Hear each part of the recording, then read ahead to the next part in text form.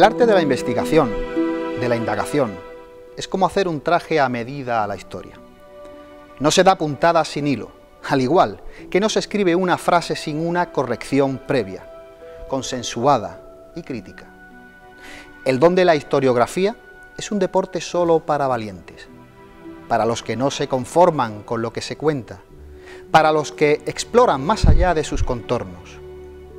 En aquellos espacios, reducidos al mundo, las motas de polvo en suspensión flotan en un ambiente como minúsculos planetas en la Vía Láctea. El único aroma, el del papel viejo y el del café, que se mezclan en una extraña simbiosis cósmica, impregnando y redibujando las siluetas propias de la sala. El único tacto, el de los pliegos y resmas, como si fuesen las telas más valiosas de las mejores agujas parisinas. Mientras el sonido, rasgado de pluma y papel, de tinta, convive en plena armonía con el ambiente. Es difícil explicarle al que lo ve desde otro prisma, cómo alguien rodeado de estímulos constantes de edulcorada realidad, es capaz de sacrificar parte de su vida en reescribir la historia, de poner nombres y apellidos donde nadie existía, de revivir situaciones y contornos donde ya solo el olvido queda, de condecorar, de sacrificar, de encumbrar y juzgar a los que no conocemos, a los que de nada se sabe. Es un trabajo tan minucioso, tan sumamente exquisito, que suena como una sutil nota de piano. Es como una caricia al vaporoso terciopelo, es un aroma tan frágil que solo lo perciben los que nos tienen en ese sexto sentido. Es un delicado trabajo de orfebrería. Son las manos de un preciso relojero. Así es, así lo percibo. El investigador, como criminólogo, compone donde no había, reinterpreta lo ya establecido, le da forma a nuestro mundo, para poner en cada sitio, como si de una organizada biblioteca fuese, nuestra historia.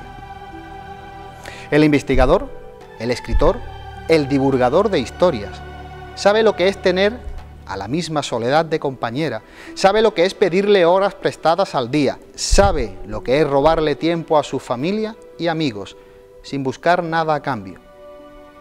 En este siglo tan rápido que vivimos, todo es fugaz y momentáneo, todo se olvida rápidamente, con lo cual solo nos quedan los únicos reconocimientos dignos de poseer, pues ellos nos llenan la valija de nuestra vida de valiosos y bellos recuerdos, la superación personal y el trabajo bien hecho. Este es nuestro mundo, para bien o para mal. Nos rodeamos de pequeños matices y con ellos convivimos toda nuestra vida.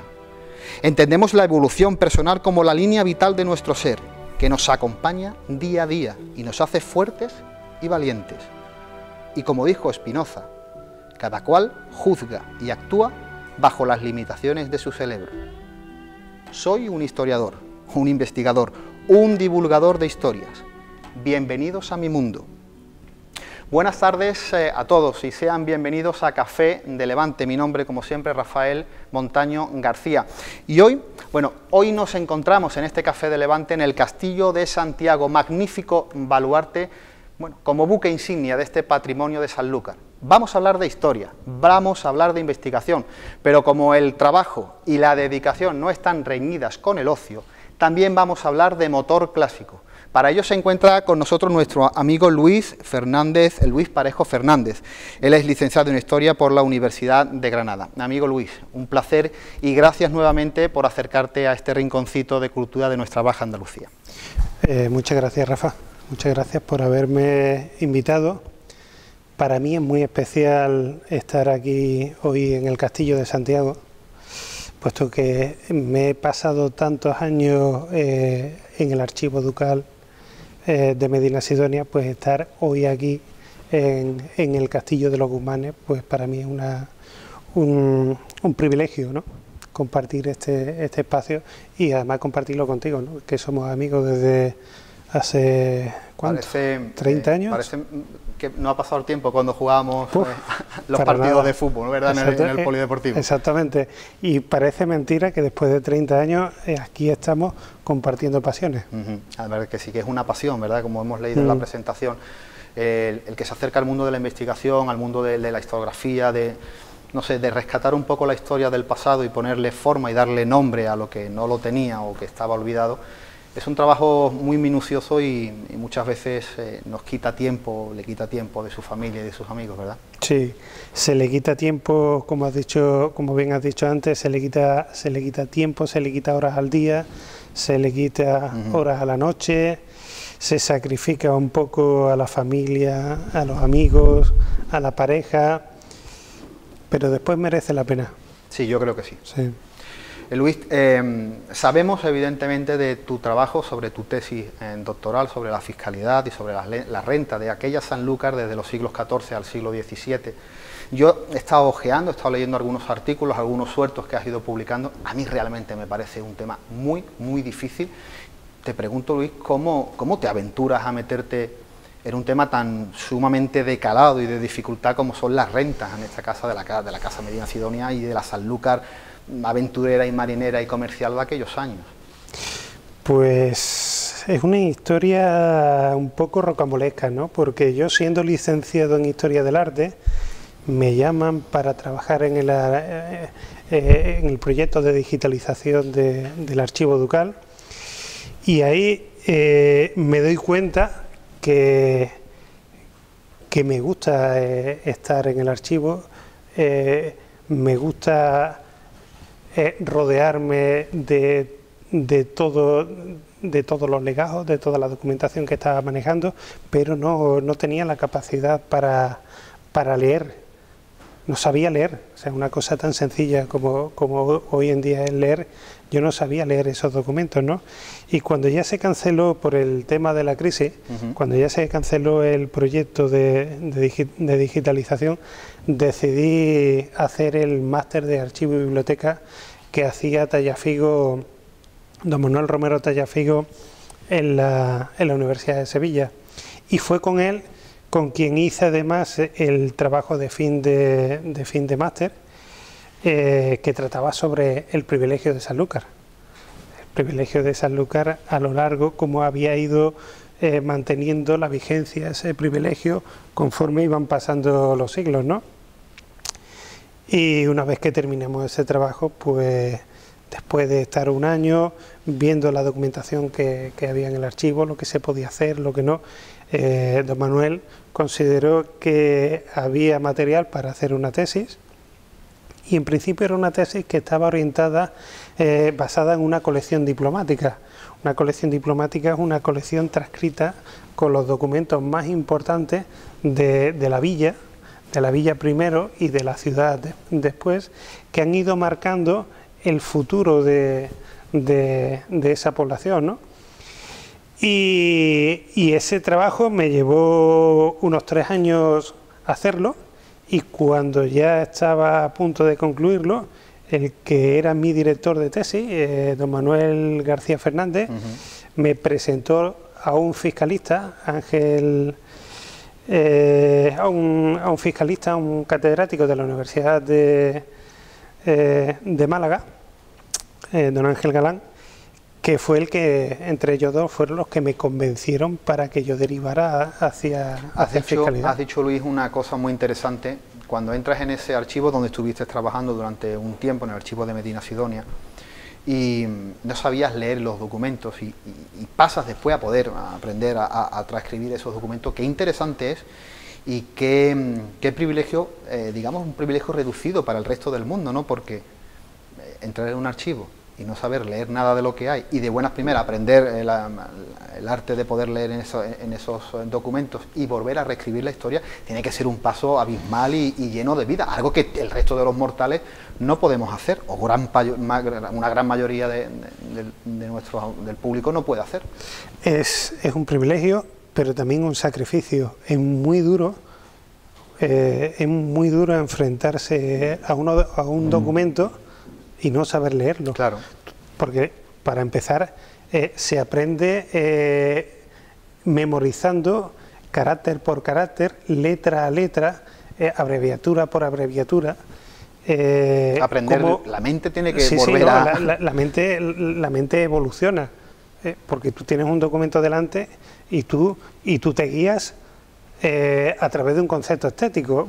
El documento es bonito, no es bonito, generalmente ese documento tiene una pátina por el que se ve que ha pasado el tiempo, el óxido de la tinta, pero no sabes lo que pone. Claro. Entonces, cuando tú empiezas, además como yo, que yo no di ninguna asignatura de paleografía en la carrera, cuando se empieza desde cero es muy duro, pero la mente poco a poco se va adaptando y va viendo el contenido. ¿Se puede ser autodidacta a la hora de estudiar paleografía? Sí y no, se puede ser, pero cuesta mucho más trabajo. Claro. Yo tuve muy buenos profesores en la Universidad de Sevilla, me metieron mucha candela, me presionaron mucho para que aprendiera, no hay otra manera. Claro. Pero luego, claro, hay que ser autodidacta, pues si tú a eso no le das continuidad, eso se olvida. Eso se olvida. Entonces, luego tú tienes que pasar tiempo en la sala de investigación, en tu casa, tratando de leer, con los manuales, claro. Pero hay que tener una base. Oye Luis, antes de que entráramos con la paleografía nos estabas explicando cómo te habías metido en el trabajo sobre la fiscalidad y las rentas, en este caso de aquella Sanlúcar. Sé que es una pregunta muy global, porque claro, preguntarte qué puedes destacar de una tesis que puede tener un gran número de datos y un gran número de páginas es un poco aventurarnos a un precipicio, pero unas pinceladas o qué destacarías en este caso de tu trabajo como tesis. Cuando yo derivé a la fiscalidad, y acabé cambiando de director de tesis porque mi trabajo es más de moderna que de historia medieval. Quien me dirige es don Luis Salas Almela y él ha escrito sobre la casa de Medina Sidonia fundamentalmente a partir del de la segunda mitad del siglo XVI y la primera mitad del XVII, ¿no? ¿Qué destacamos de mi trabajo? Pues varios aspectos. A mí me interesa mucho delimitar cuál era el espacio portuario de la villa. Ahora que estamos en plena celebración del quinto centenario de la primera circunnavegación, se habla mucho de Sanlúcar, se habla mucho del puerto de Sanlúcar, pero no se sabe cómo funcionaba el puerto de Sanlúcar, no se sabe cómo era la administración del duque. Y hay mucha confusión en torno a lo que era el espacio portuario de Sanlúcar. ¿Dónde estaba localizado en este caso el puerto de Sanlúcar? Donde estaba localizado el puerto de Barrameda, donde estaba localizado el puerto de Bonanza, o el puerto de Zanfanejos, o el puerto de Alventus.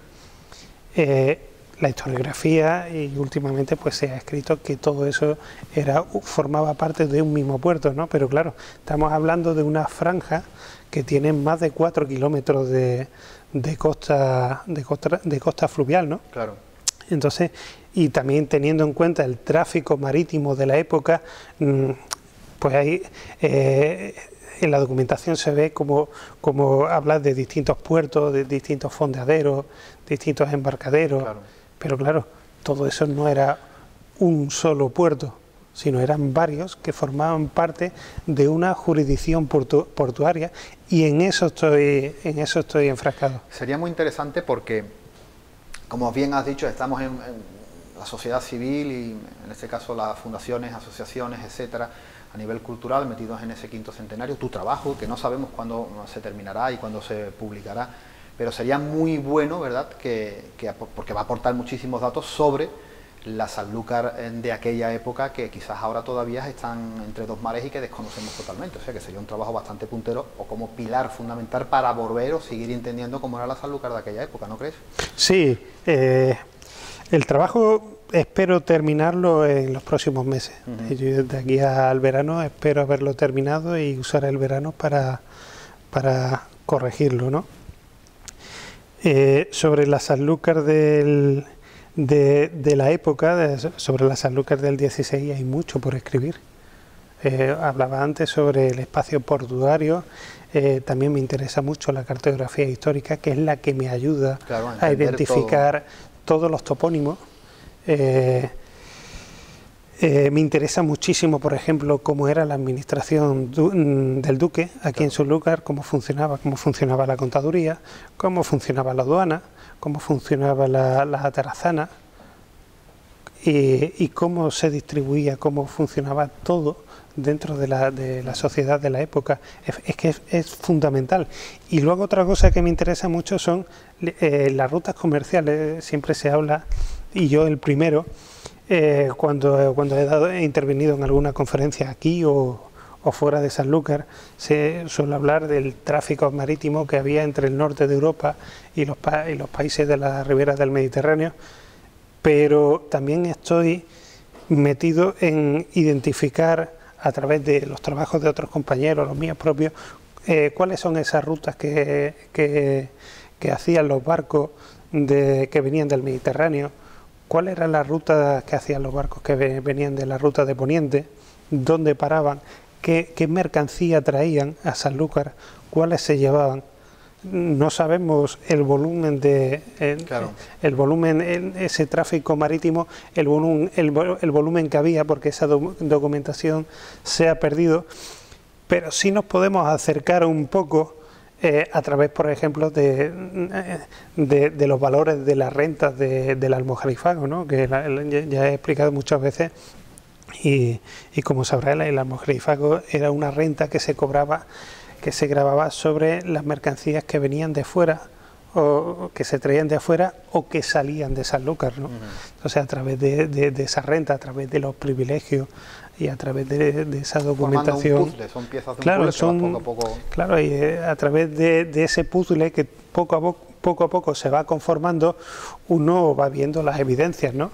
Oye, Luis, ¿qué ha significado para ti tener ese privilegio también de haber estado trabajando, en este caso, en el archivo de Medina Sidonia, y moverte con soltura, saber trabajar y haber vivido, ¿no?, en este caso, en ese ambiente, ¿no?, de uno de los mejores archivos, digamos, ya no solo de España, sino también quizás a nivel europeo? A mí me ha cambiado. A mí me cambió la vida. Doña Isabel Álvarez de Toledo, la duquesa, me la cambió de forma indirecta, porque yo la conocí muy de pasada en los últimos años, pero claro, su obra, su legado, nos lo ha dejado a los sanluqueños, ¿no? Yo entré a trabajar en el proyecto de digitalización, pero claro, yo venía del mundo del diseño, del mundo de la publicidad, y yo pretendía seguir en ese mundo, ¿no? Pero claro, para un historiador del arte, entrar en ese archivo, cuando se comienza a encontrar con los primeros documentos, con esos sellos de placa, con esos maravillosos relieves, con esas escenas de carácter religioso, o esos escudos heráldicos, esas pinturas miniadas que tienen muchos de los libros que se conservan allí, es imposible no estremecerse, no reaccionar ante eso, ante tanta belleza. Dicen que el olfato o los olores es un vehículo transmisor de imágenes, de recuerdos, de sensaciones, de momentos vividos. ¿Qué olores han marcado, o qué olores tiene impregnado ese archivo? Olores, son muchos momentos, porque además no es solamente la documentación y lo que te evoca. Yo antes le comentaba a Carmen un artículo que escribí sobre un alemán que se estableció aquí en Sanlúcar, y cuando tú lees la documentación y lees que ese alemán se está moviendo por la plaza de la Ribera, la actual plaza del Cabildo, que ese alemán se mueve por la plaza de arriba, o hace muy poco me he encontrado las escrituras de arrendamiento de un escribano al que conozco, entre comillas, porque ha asignado mucha documentación, un escribano de finales del siglo XVI que se llamaba Cristóbal Yepes, y veo cómo tenía su escribanía aquí en la plaza de arriba. Evidentemente, cuando tú te vas moviendo por estos lugares, constantemente empatizas con esas personas, te preguntas quiénes fueron, cómo fueron sus vidas, cuáles fueron sus inquietudes, qué le preocuparon. Además, no solamente eso, sabía además dónde tenía la casa este escribano, más allá de la puerta de Sevilla, en fin, son muchos, pero también son experiencias personales, ¿no?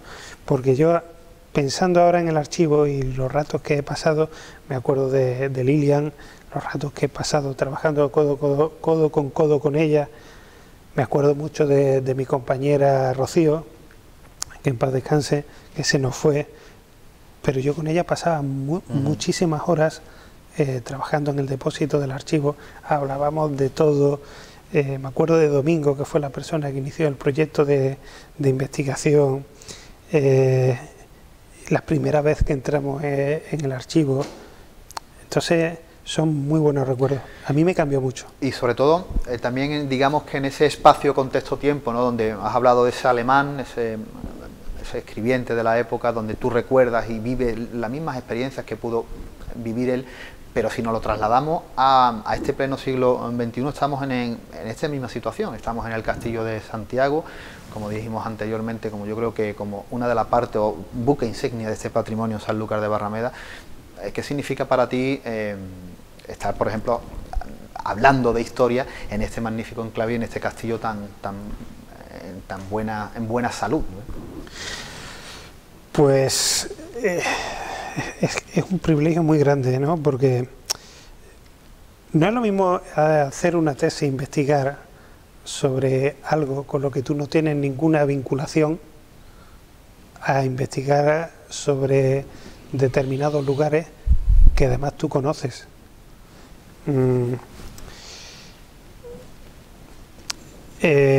Como te he dicho, te cambia, empatizas, se te crea un sentimiento de protección, incluso de propiedad. Yo muchas veces he tendido a pensar o a decir, cuando hablo del archivo, mi archivo, el castillo, mi castillo. Claro. Porque es que no puede ser de otra manera. Forma parte del colectivo y del ideario de todos nosotros. Claro, por supuesto. La iniciativa que se tuvo a la hora de restaurar el castillo, a la hora de darle uso, la vida que ha cobrado gracias a don Álvaro de Taboada, la cantidad de eventos que se organizan aquí, no solamente que están relacionados con la circunnavegación, ¿no?, sino con otro tipo de actividades culturales, que el pueblo venga, participe y lo haga suyo, es lo que garantiza su conservación de cara al futuro. Está claro que, por supuesto, hay que agradecer el trabajo y el que estemos hoy nosotros aquí, a don Álvaro de Taboada y a Carmen Jurado, que bueno, esto es un auténtico privilegio, por supuesto, y un disfrute para la ciudadanía. Luis, tenemos encima de la mesa una serie de libros, una serie de trabajos. Hay uno muy interesante que leí hace poco, y es el abastecimiento que tuvo la Gran Armada. Yo creo que es un tema muy recurrente, un tema muy interesante que has investigado también. Me gustaría que nos dieses una pincelada y volvemos a sumergirnos nuevamente en tus trabajos de historia. Pues el artículo me lo pidieron desde la revista de Despertaferro, que escribiese pues algo sobre el abastecimiento de la Armada. Ellos se ponen en contacto conmigo a través de yo haber participado en un congreso sobre la Gran Armada que se hizo el año pasado en Cartagena. A raíz de ahí pues estuvimos hablando qué se podía hacer y bueno, yo ahí me meto un poco más en la vida del séptimo duque de Medinasidonia, un duque que bueno, ha sido un tanto maltratado por la historiografía, por ese fracaso, entre comillas, de la Armada, pero que sin duda no hay que tacharlo como fracaso, ¿no? No se estaban dando las condiciones más adecuadas para que esa empresa llegase a buen puerto, y el duque lo sabía. De hecho, se negó y puso todas las excusas habidas y por haber, pero el duque sabía perfectamente que era una empresa que estaba precipitada, que estaba al muy fracaso. precipitada. De hecho, cuando él se hizo cargo de toda la organización, fue la corona, se la encargó a él, puesto que él tenía los contactos tanto con comerciantes del norte de Europa como contactos con los comerciantes italianos, comerciantes de berbería, y pienso que era de las pocas personas, si no de las pocas personas, la única persona que estaba capacitada para poner en marcha la empresa, para organizar todo ese desastre que lo que se había convertido la organización de la Gran Armada allí en Lisboa. Y toco a grandes rasgos el papel que jugó el duque de Medina Sidonia, ¿no? Pero tengo la investigación todavía abierta, porque he encontrado documentación sobre otros asuntos que están relacionados con la organización de... Bueno, no solo, Luis, es reescribir nuevamente la historia en el cual estás enfrascado actualmente, sino porque evidentemente hay cartas que no llegan, documentación que se pierde en su momento, hay traiciones, en fin, hay una serie de claros ejemplos de que, como dijimos al principio, toda esa empresa iba bastante abocada al desastre, con lo cual habrá que escribir nuevamente la historia, entiendo, ¿no, Luis? Bueno, más que reescribir, aportar. Aportar. Yo creo que falta una gran biografía sobre el séptimo duque de Medina Sidonia, que se podrá sacar en el futuro. Yo no sé si seré el encargado o no, de momento mis intereses son otros, pero sí hay muchos datos que aportar al periodo de esos años de la Gran Armada. Periodo sobre todo en cuanto a organización. Hay muchos vacíos y evidentemente el archivo general de la Fundación Casa de Medina Sidonia tiene mucho que decir. Claro, claro.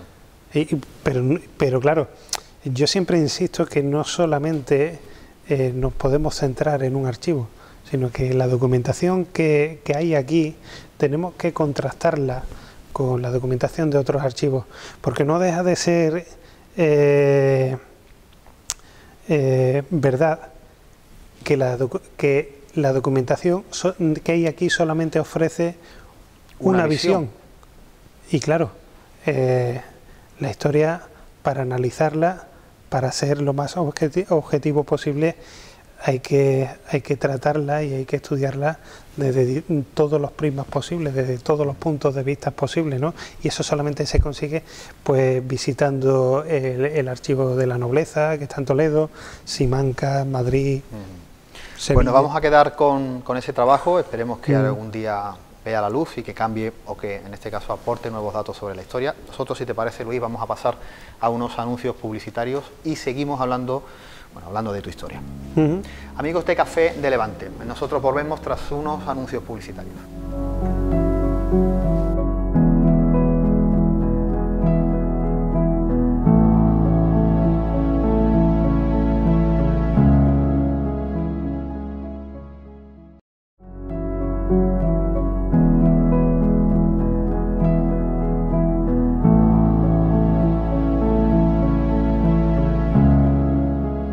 Amigos de Café de Levante, amigos de Costa Noroeste Televisión, seguimos hablando de historia y de investigación con Luis Parejo Fernández. Luis, ¿qué ha significado para la ciudad de Sanlúcar la Casa de Medina Sidonia? La Casa de Medina Sidonia creo que lo es todo para Sanlúcar, porque desde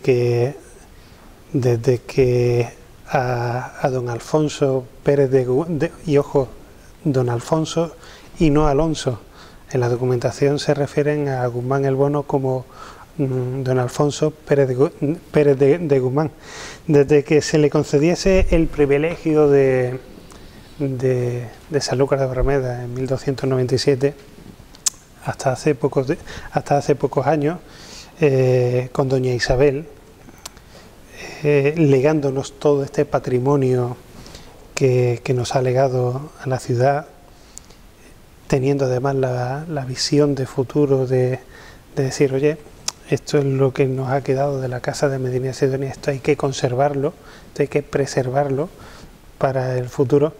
Pues evidentemente fueron los Pérez de Guzmán los que han ido marcando el futuro de la ciudad, ¿no? Pues atrayendo el comercio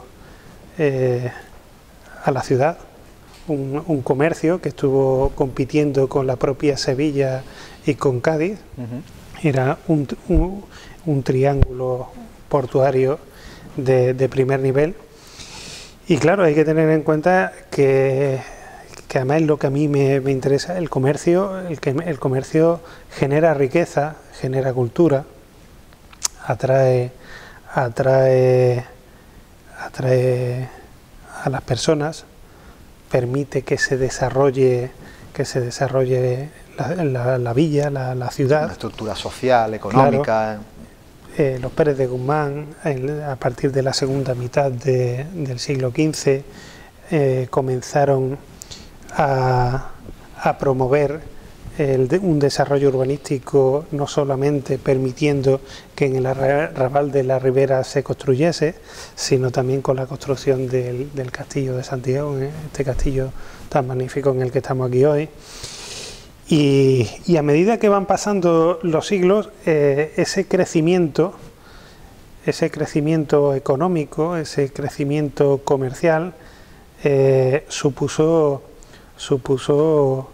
para la ciudad pues que se proyectase hacia el mundo. Claro. ¿no?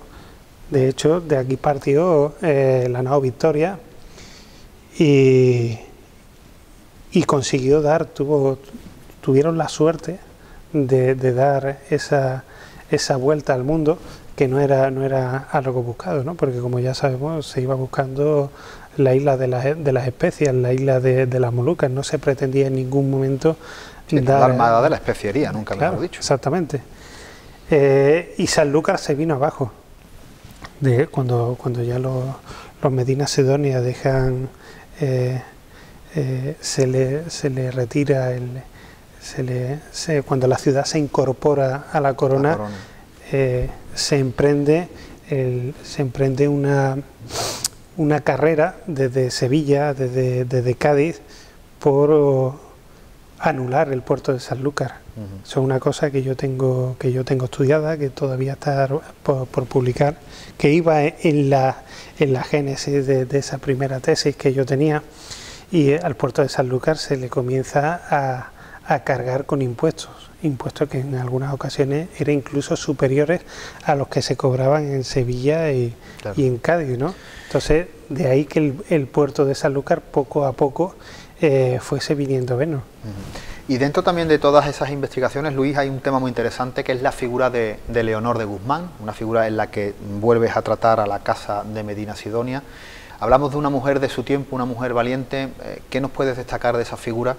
Quizás todavía poco conocida, no sé si me aventuro a decirlo así.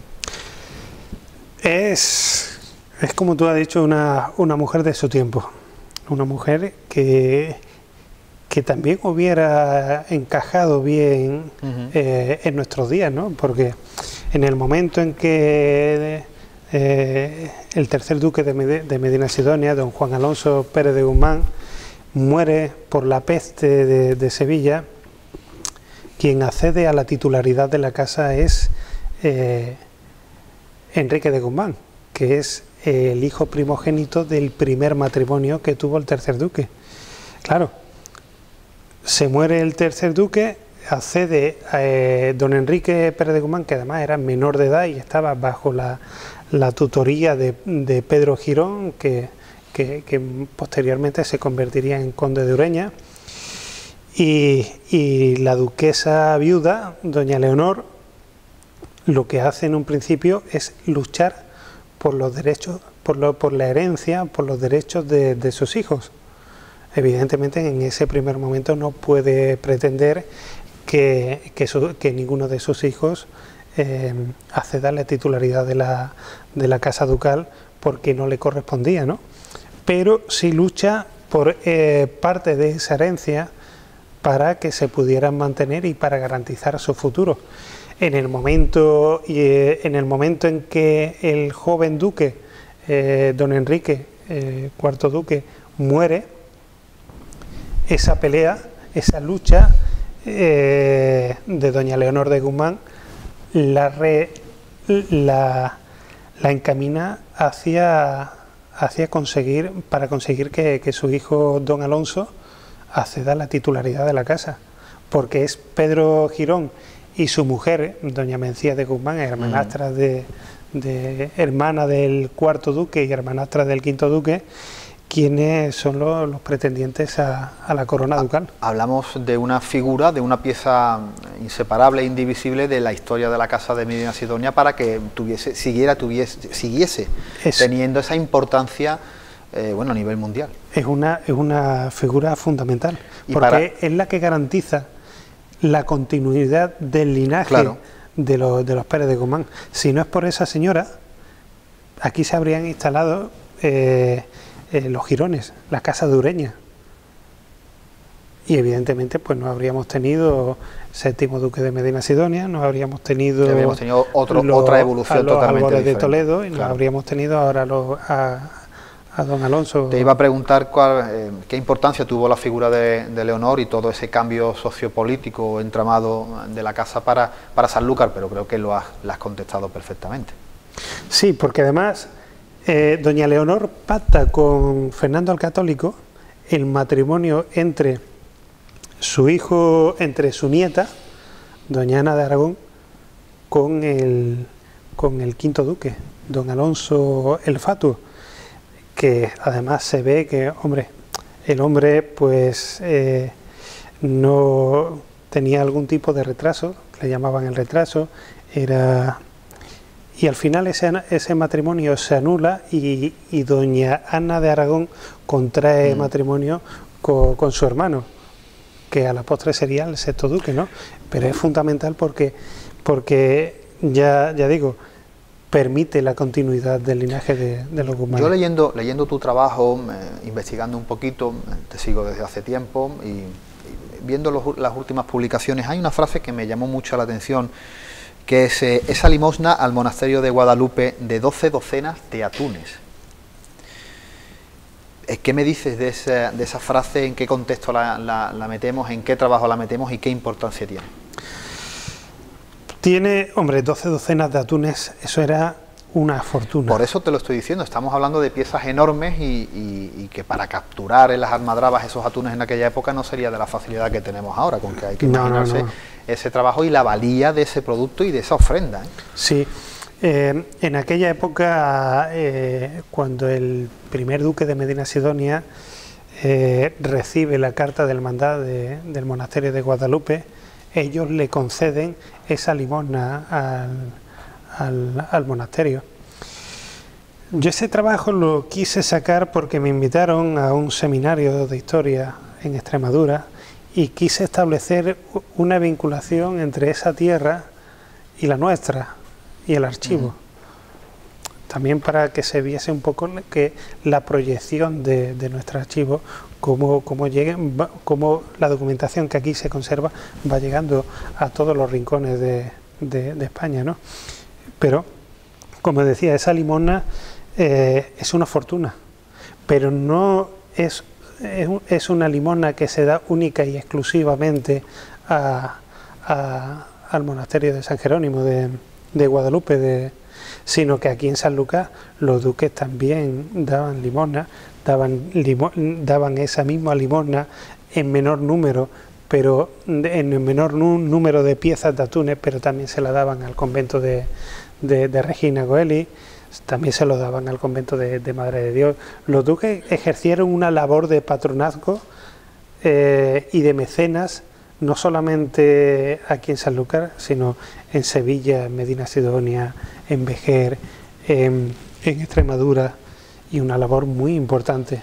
Y llegados a este punto, después de todo ese trabajo sobre fiscalidad que has hecho y lo demás, que evidentemente son todos raíces de una misma planta, podríamos decirlo, una pregunta muy directa, Luis, ¿en qué se gasta el Ducado de Medina Sidonia sus rentas?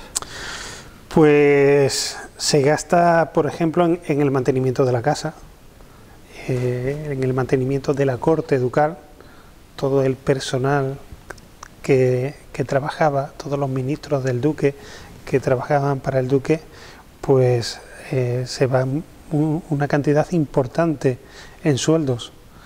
E incluso cuando el séptimo duque se embarca en esa gran empresa que es la Gran Armada de 1588, la duquesa, su mujer, doña Ana de Silva, recibe una serie de instrucciones para el buen gobierno de la villa, ¿no? Y ese buen gobierno, en esas instrucciones, el duque señala cuánto dinero está recaudando la casa y cuánto está gastando, y cuánto dinero y cuáles son las pautas que tiene que seguir la duquesa para ese buen gobierno de la ciudad. Pautas como, por ejemplo, no acoger a nadie ni en las casas de Sanlúcar ni en las de Sevilla, no acoger a más personal para la casa, pero sin descuidar, por ejemplo, los donativos que se daban a los pobres de solemnidad. Más hablando de una ciudad convento prácticamente.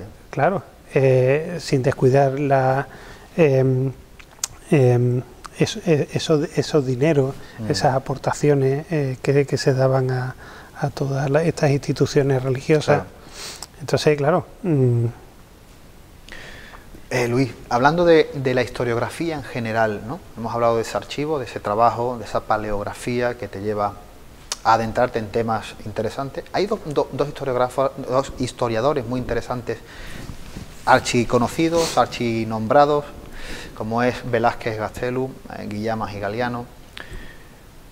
Lo que escribe Gastelu y que posteriormente prácticamente copia Guillamas y Galiano, si uno se equivocaba, el otro sigue con el error, y mucha parte de esa historiografía que hay rondando de décadas pasadas cometen los mismos errores que cometieron esas matrices. ¿Tú no crees que eso es así y que ya es hora, que es lo que tú estás haciendo, de quizás invertir ese fallo en cadena? Sí. Constantemente se están repitiendo las mismas cosas y los mismos errores. La obra de Gastelu es inmensa y acertada en muchas cuestiones y desacertada en otras. Y evidentemente esos desaciertos, cuando Guillamas copia a Gastelu, pues evidentemente esos fallos se van reproduciendo y se van extendiendo hasta nuestros días, porque Barbadillo también comete algunos. Claro. Pero claro, es una obra que es fundamental, hay que tenerla muy en cuenta, porque ellos tuvieron acceso a documentación que hoy no se conserva, que por desgracia se perdió, ¿no? Como por ejemplo fue el archivo de protocolos de la ciudad, el archivo municipal que se perdió a mitad del siglo XX. Entonces, claro, ahí ellos vieron una documentación que ya se ha perdido y que evidentemente pues hay que tener en cuenta. Claro. Pero claro, hay que matizar, hay que entrar, porque antes yo hablaba del espacio portuario de Sanlúcar. Ha habido un empeño tan grande por buscar cuáles son los orígenes del nombre de la ciudad, del término Sanlúcar por un lado y del término Barrameda por el otro, que claro, cada uno ha intentado aportar su granito de arena o dejar su sello dentro de la historiografía, que eso ha acabado por desvirtuar lo que es ese espacio portuario, ¿no? Y me refiero en concreto al término Barrameda, ¿no? Hoy en día se considera que el puerto de Bonanza, el puerto de Barrameda era lo mismo, y que el puerto de Zanfanejos era lo mismo al puerto de Bonanza, y no era lo mismo. Antes te contaba que a mí me interesaba mucho la cartografía histórica. Yo tengo una colección cartográfica digital, sacada de innumerables archivos, tanto nacionales como extranjeros, de más de 400 piezas, ¿no? Entre cartas náuticas, mapas, planos, donde localizó todos esos topónimos, toda esa documentación, y esa documentación te habla... Una documentación importantísima para avanzar en tu trabajo, claro, porque no puede ser de otra manera. Y te señala perfectamente dónde estaba el lugar de Zanfanejos, claro. Dónde estaba el lugar el puntal de Barrameda, lo que luego sí sería el puerto de Bonanza, puerto de Barrameda, pero claro, es que es fundamental. Y ese empeño por buscar esos orígenes, por explicar, pues no queda más remedio que meterse en el archivo y bucear, nunca mejor buscar y rastrear, ¿no? Oye, Luis, ¿qué importancia para Sanlúcar, para la ciudadanía, para su calado intelectual ese magnífico museo en la parroquia de Alaoz?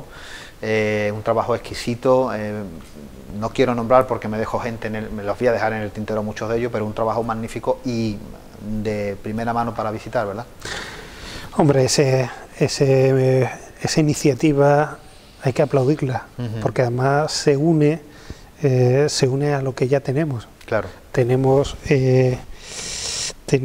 ese patrimonio que conserva la Fundación Casa de Medina Sidonia, que yo creo que es el más importante que hay, obviando ese patrimonio documental. Hay unas colecciones artísticas, unas colecciones escultura, orfebrería, en fin, increíbles, ¿no? Y luego también el patrimonio que hay aquí conservado, claro, en este castillo, ¿no? Entonces, esta iniciativa, digamos que completa ese triángulo que es, por un lado, esas colecciones que conserva la Fundación, colecciones de carácter religioso, colecciones de carácter nobiliario, y esa colección que se está mostrando ahora en la iglesia, pues es una fuente de riqueza más para la ciudad. Sobre todo porque se hace, digamos que, hablando de cartografía, podríamos hacer una cartografía del paisaje museístico de Sanlúcar, ¿no? Hablamos del vino, de algunos museos del vino, de nuestra manzanilla, de nuestros oficios antiguos, pero también, por ejemplo, en el Castillo de Santiago, hemos estado hablando antes con Carmen Jurado, antes de comenzar la grabación, de algunas piezas que tenemos puestas en valor aquí en esta misma sala, la sala del castillo, que sería para estudiar y seguir indagando en su historia. El Museo de Trajes, tenemos ahora el Museo de la Parroquia de Alaoz, el Archivo de Medina Sidonia, otros archivos privados como el de Orleans. Estamos hablando de una puesta en valor museística de la ciudad de Sanlúcar muy importante de tener en cuenta. Y no solamente estos archivos de los cuales tú has hablado, ¿no? La Iglesia de la Caridad también tiene un magnífico archivo. Te digo eso, que son los que se me han pasado ahora mismo por la cabeza. Pero... Regina también tiene. Claro que sí. Y además, y eso lo sabes tú muy bien, contamos con un patrimonio bodeguero heredero de esos conventos que se convirtieron en bodegas, que es increíble, ¿no? Aquí tenemos las bodegas Barbadillo, o sea, que son catedrales. Tú te metes en esa bodega y ves esos pilares tan altos, con eso, en algunos casos con esas bóvedas de cañón, o esos arcos de medio punto que sustentan las cubiertas. Esa iniciativa de Paco Yuste cuando recuperó la bodega de ¿cómo se llama? Que se me ha ido la bodega esta de o la bodega de Argüeso. O sea, eso es un patrimonio que se une a todo lo que ya tenemos. Sanlúcar tiene mucha historia. Sanlúcar gira en torno a su historia. Gira en torno a su historia, al vino. El vino es la sangre de Sanlúcar. Bueno, Luis, y no me gustaría, porque hay varios temas que todavía quiero tratar, y antes de que pasemos a otra parte también de tu historia que pocos conocen, me gustaría que me dieras unas someras pinceladas, porque dentro de las jornadas del 5º centenario que se celebraron en aquel momento en el Palacio de Medina Sidonia, hiciste un trabajo muy interesante sobre, en este caso con un título que se llama La iconografía de la primera vuelta al mundo en Sanlúcar de Barrameda, sobre el escudo de armas de la ciudad de Sanlúcar. Sé que es un tema amplio, pero bueno, creo que podríamos dejar una pinceladita. ¿Cómo ha ido evolucionando en este caso nuestro escudo? Bueno, pues... Y es un trabajo muy interesante, tengo que decir. Yo ahí nuevamente... Lo primero que se me viene a la mente es cuando empecé con don Manuel Romero de Tallafigo, cuando yo empecé a llevarle esos primeros ejemplos que yo me iba, y de los que nunca nadie había hablado, esos primeros ejemplos de ese escudo de armas, y don Manuel me iba diciendo, niño, tú deberías hacer algo sobre esto. Qué bonito es cuando alguien te dice eso y te anima y dice, ahora es la mía. No, es que fue él que me empujó y el que ya me acabó... Claro. Pero claro, ¿cómo ha ido evolucionando ese escudo? Es un trabajo de recopilación que me ha llevado años, que no se hace en tres días, ¿no? Es un trabajo muy fresco porque es muy visual y la verdad que muestra esa evolución que a la gente siempre le gusta, pues... Sí, pero ahí yo te voy a decir una cosa. Es un trabajo muy visual. Cuando yo empecé a dar mis primeras conferencias, mis dos primeras conferencias sobre fiscalidad y renta aquí en Sanlúcar, yo notaba que la gente se aburría. Es lógico porque es un tema árido, difícil, complicado, y yo me preocupaba mucho y decía, yo quiero que la gente descubra esta parte de la historia que es fundamental de Sanlúcar. Yo tengo que buscar la manera de transmitir toda esa investigación mía de otra manera, ¿no? Entonces yo ahora trato que mis conferencias sean muy visuales. Si hablo de fiscalidad, trato de poner mapas, ilustraciones, grabados. Y el tema del escudo de armas entra dentro de esa dinámica de trabajo que ha adquirido para ganarme a los asistentes, ¿no?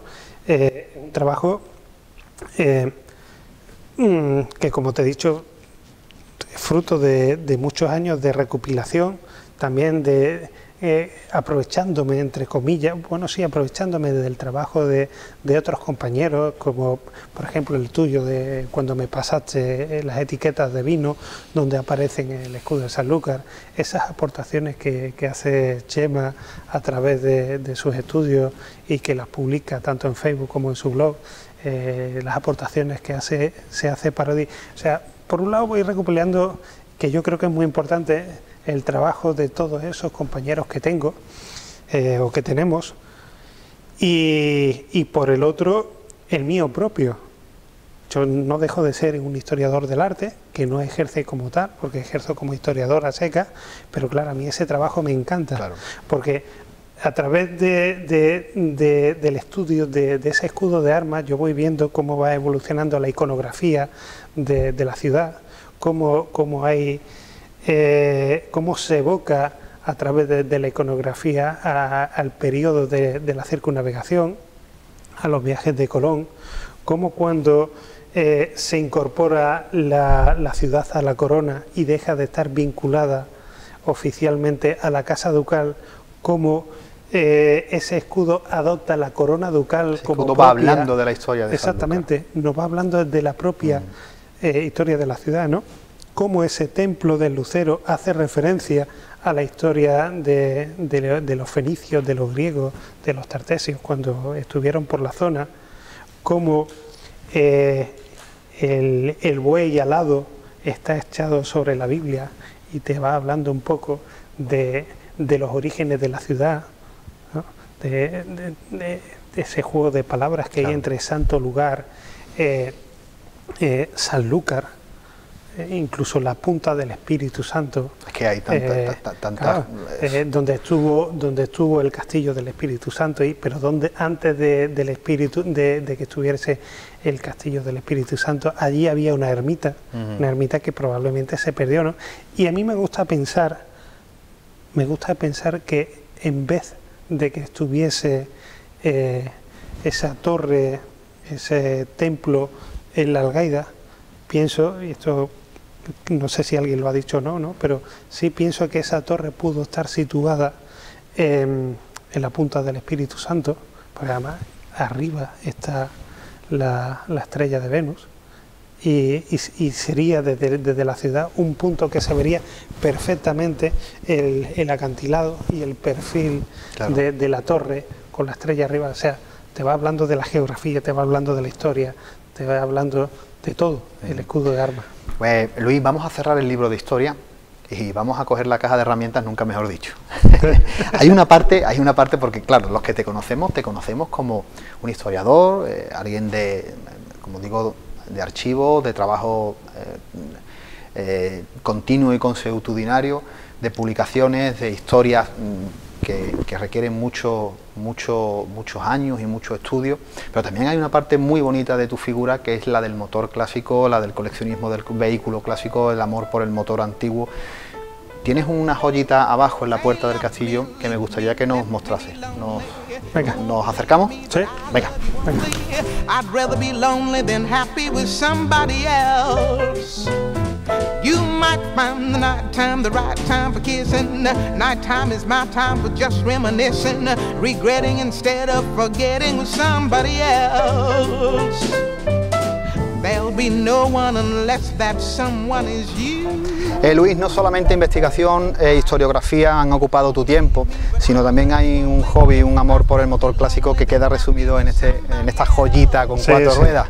Luis, cuéntanos un poquito qué ha significado para ti y cómo te ha cambiado la vida tener este magnífico escarabajo color amarillo que todo el mundo conoce y que evidentemente lo sitúa a tu persona. Pues para mí este coche ha significado invertir en felicidad, en alegría. Es uno de los grandes sueños que tenía desde pequeño y surgió la oportunidad de comprarlo hace un año. Se lo compré a un chaval de Jaén y la verdad es que me ha cambiado la vida. Me ha cambiado la vida porque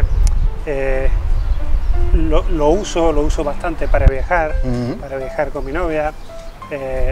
Y tú no sabes lo que significa ir por la carretera, que a uno le piten, lo saluden, cuando vas por el pueblo, la gente te sonríe, te pregunta, se hacen fotos y la verdad es que es una alegría.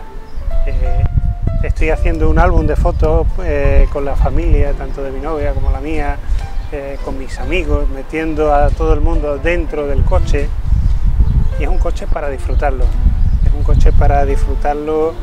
con la familia, con los amigos, para viajar, para conocer la provincia, para conocer la ciudad. Y sobre todo poner en valor estos tipos de vehículos que si no llega esto por la mano de coleccionistas o por amantes del motor clásico, se hubieran quedado rezagados, olvidados, y en este caso hubieran terminado en algún desguace, como han pasado con muchos de ellos.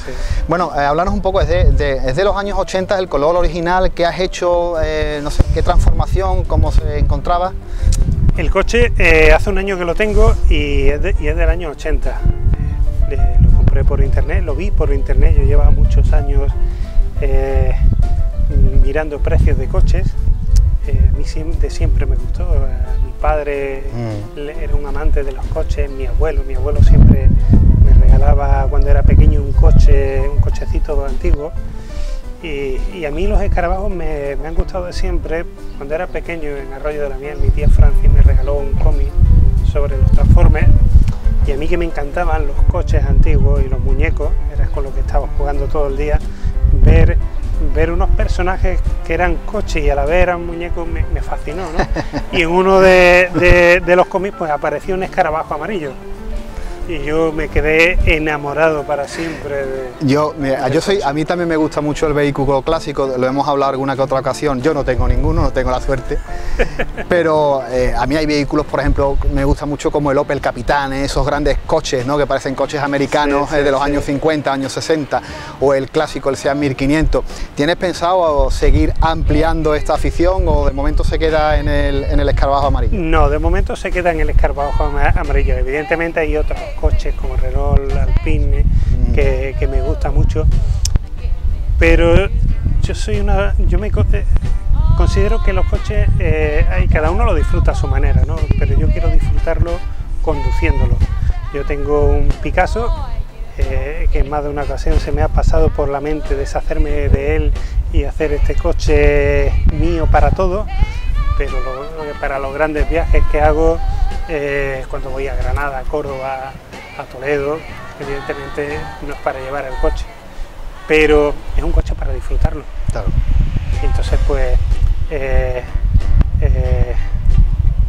hay que tratarlo, tengo la suerte de contar con un amigo de confianza, de la confianza de la familia de Cristina, que es el que poco a poco lo está poniendo a punto.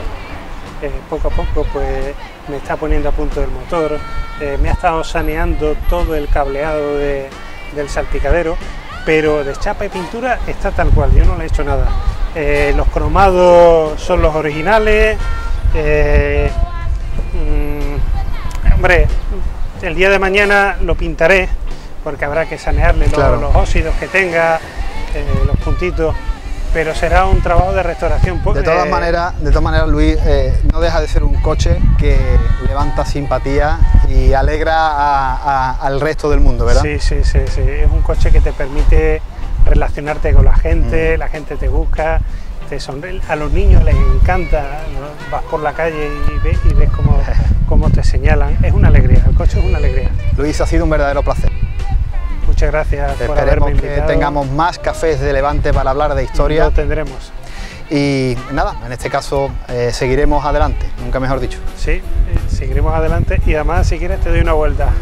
Pues amigos de Café de Levante, nosotros nos volvemos a ver para la semana que viene con nuevos invitados y nuevos temas sobre nuestra mesa. Ahora, bueno, le dejamos con el rincón literario de manos de don Eduardo Domínguez el Lobato. Que tengan muy buena tarde y que sean muy, muy felices. Nosotros nos vamos a dar una vuelta.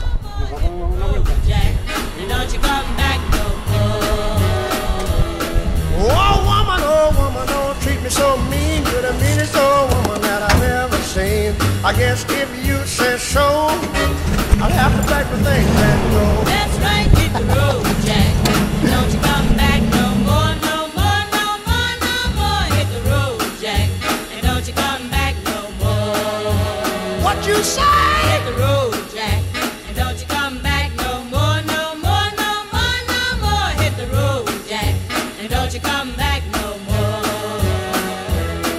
Now, baby, listen, baby, don't you treat me this away, 'cause I'll be back on my feet someday. Don't care if you do, 'cause it's understood. You ain't got no money, you just ain't no good. Well, I guess if you say so.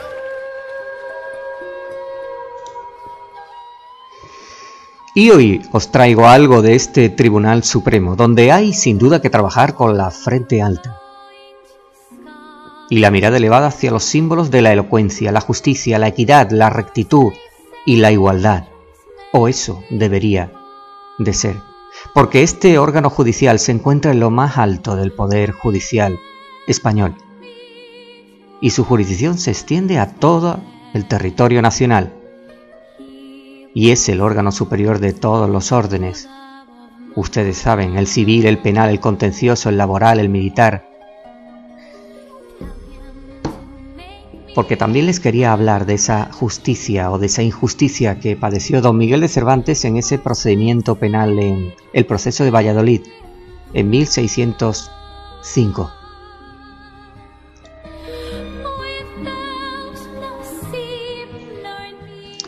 En la ciudad de Valladolid, en 20 días del mes de junio de 1605, para averiguación de los susodichos, se recibió juramento en forma de derecho de Miguel de Cervantes, de edad de más de 50 años, que vive en las casas nuevas de junto al rastro. Preguntado dijo que este testigo conoce de vista al caballero del hábito de Santiago que dicen se llama don Gaspar, el cual nombre lo ha oído nombrar esta noche, y estando este testigo acostado en la cama, a hora de las 11, poco más o menos, oyó ruido de grandes voces en la calle, que le llamaba don Luis de Garibay, y este testigo se levantó. Y el dicho don Luis de Garibay dijo a este testigo que le ayudase a subir un hombre, el cual este testigo vio, y era el que tiene declarado, el cual venía con una herida.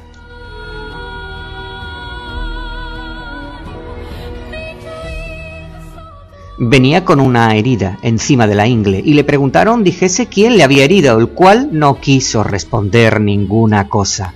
Y esto es la verdad. Para el juramento fecho y lo firmo Miguel de Cervantes. Ante mí, Fernando de Velasco. Un ejemplo de la injusticia que padeció don Miguel de Cervantes, amparado por tribunales y desamparado también él por muchos. Un pequeño detalle de nuestra historia. Les habló Domínguez Lobato Eduardo.